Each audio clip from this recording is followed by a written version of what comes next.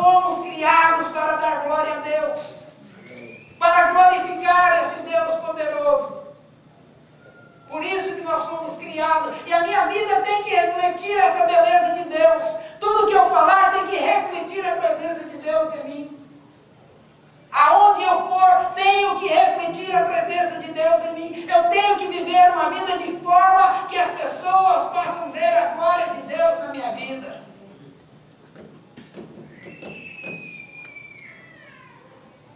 A glória de Deus, na verdade, glória é a sabedoria de Deus expressa. A Bíblia diz que os céus e a terra expressam a glória de Deus. Os céus e a terra demonstram a glória de Deus. Se nós olharmos para as estrelas, nós vamos ver a glória de Deus, porque somente um ser tão glorioso e poderoso como Deus pode ter criado tudo isso. E eu duvido, se você sentar, você conseguiria contar quantas estrelas tem nos céus. Essa é a glória de Deus. Não somente se olharmos para o céu, mas se nós olharmos para a própria terra, nós vamos ver a glória de Deus refletida. Se nós olharmos para os pássaros, a beleza, a cor das suas penas, reflete a glória de Deus. Se nós olharmos para os peixes, as cores dos peixes refletem a glória de Deus. As ondas do mar refletem a glória de Deus. Os montes, a chuva, os rios refletem a glória de Deus. Por isso que a Bíblia diz que os céus e a terra refletem a sua glória. Porque a glória de Deus é a própria presença de Deus. A glória é a essência do que Deus é. Deus é a própria glória. Deixe-me dizer uma coisa, eu não quero que você se assuste com isso. Deus não está sentado no trono como alguém que tem um problema sentimental sério, com necessidade de querer ser adorado. Deus não tem essa necessidade. Deus em si é a própria glória. Ele não precisa que eu dê glória a Ele. Na verdade, eu é que preciso glorificar o meu Deus, se eu quero viver. E as pessoas podem até dizer que no mundo as pessoas não dão glória a Deus, estão vivendo, mas a vida que nós temos quando nós damos a glória a Deus é uma vida com abundância. É vida em todos os sentidos. Por isso eu tenho a necessidade de adorar a Deus e dar glória a Deus. Ainda que Deus fosse o único ser existente em todo o universo, Ele seria glorificado, porque Ele é a própria glória. Para encerrar, tendo falado sobre o reino de Deus, sobre o poder e a glória de Deus, gostaria de falar que nós temos que temer esse Deus por todo esse poder. Nós temos que ter fidelidade a esse Deus, como eu disse, que a melhor palavra para definir temor para mim seria fidelidade. E fidelidade é ouvir com o coração e nos dispor a seguir a vontade de Deus.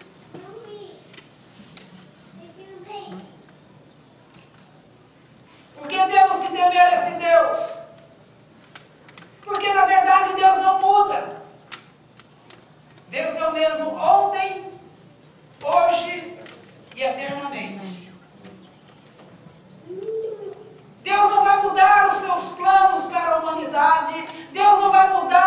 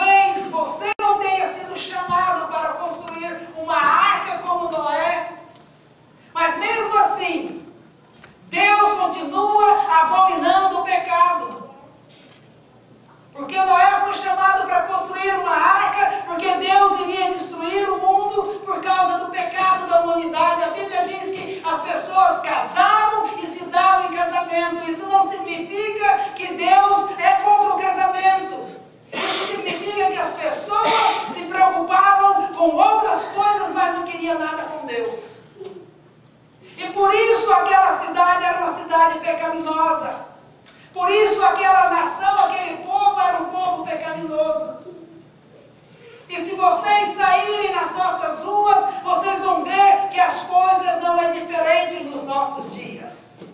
As pessoas ainda continuam casando e se dando em casamento. Em outras palavras, estão preocupando com tudo menos com Deus. E Deus ainda abomina o pecado. Se nós sairmos no edifício, nós olharmos na nossa vizinhança, até mesmo dentro da nossa casa, você vai falar, mas pastor, dentro da nossa casa, pecado sim. Ligue a sua televisão, você vai ver. Tudo isso Deus abomina. O pecado que está diante dos nossos olhos, e às vezes nós não nos preocupamos com isso. Deus abomina o pecado. Talvez vocês não tenham chamado como Abraão teve. Possível que nós não tenhamos. Eu não tenho um chamado para construir, para começar uma grande nação. Mas Deus ainda nos chama para ser amigo de Deus. Nós fomos chamados para ser amigo de Deus. À medida que nós, quanto mais servimos, quanto mais buscamos, quanto mais somos fiéis a Deus, quanto mais nós cremos nesse Deus, mais Ele nos chama de amigo. Talvez nós não fomos chamados, como Moisés, para levar as 10 pragas a uma grande nação, ao Egito, mas Deus nos chamou para sair de um local de escravidão. Deus nos chamou para a liberdade. Infelizmente, tem muitas pessoas ainda vivendo como escravos. Tem pessoas vivendo como escravos do seu passado. Não perdoam o seu passado. Tem pessoas vivendo como escravos em dependência química. Tem pessoas vivendo como escravo do seu próprio casamento, que está destruído, do seu relacionamento com a sua esposa ou com o seu esposo. Não é que Deus quer que você separe ou divorcie, mas Deus quer que você restaure esse casamento. E às vezes as pessoas são escravas dessas coisas pequenas.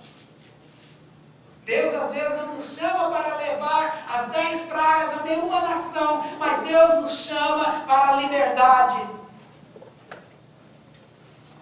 Deus nos chama para a liberdade, para nós irmos a essa terra prometida, essa Jerusalém celeste. Talvez Deus não chamou você, ou não me chamou para ser um general de guerra como Josué, mas mesmo assim, Deus ainda nos chama para dizer não para o mundo, não para a idolatria, não para as coisas que as pessoas querem fazer, não para os deuses que as pessoas estabeleceram, mas Deus nos chama para dizer, como Josué disse, eu e a minha casa escolhemos servir ao Senhor.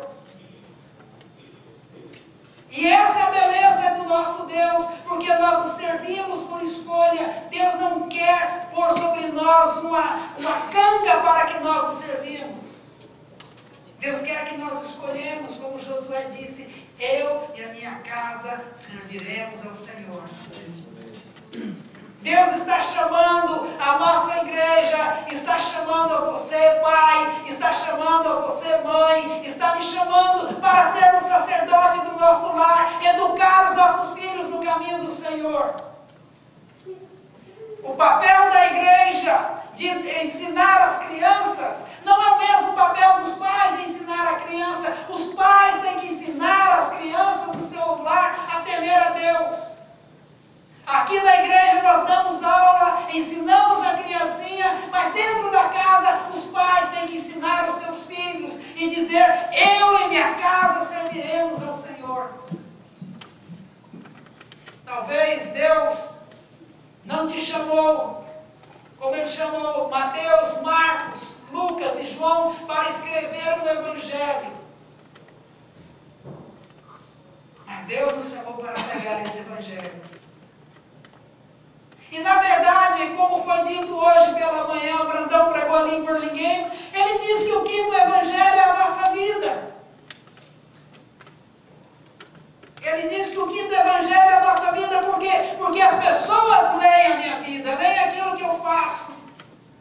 Então Deus chamou Mateus,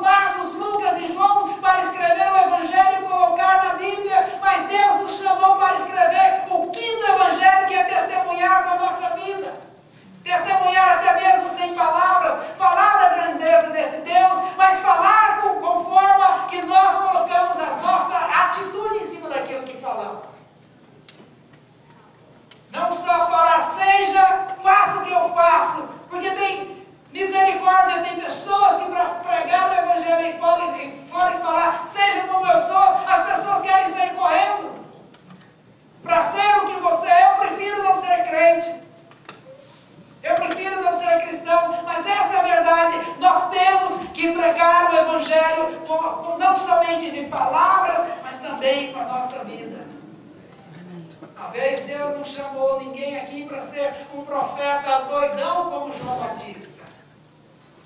Talvez nós não fomos chamados para vestir vestes de pele de carneiro, nem cinto de couro, e nem sequer comer mestre silvestre e gafanhotos.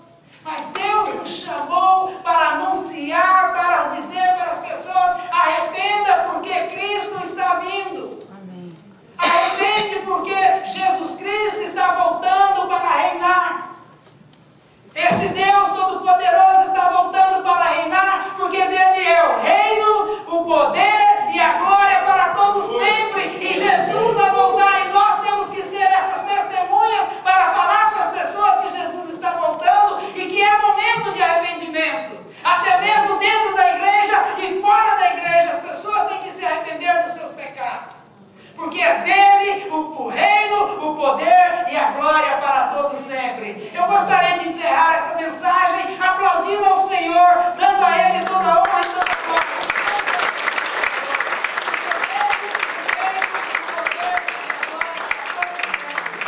Aleluia! Glória a Deus. Glória a Deus. Eu gostaria que vocês saíssem daqui nesta noite entendendo que nós temos um Deus poderoso. Um Deus que nos chama ao temor. O nosso temor a Deus é ser amigo de Deus, é ter intimidade com esse Deus, é amar e ser fiel a Ele, porque dele é o reino, o poder e a glória a todos sempre.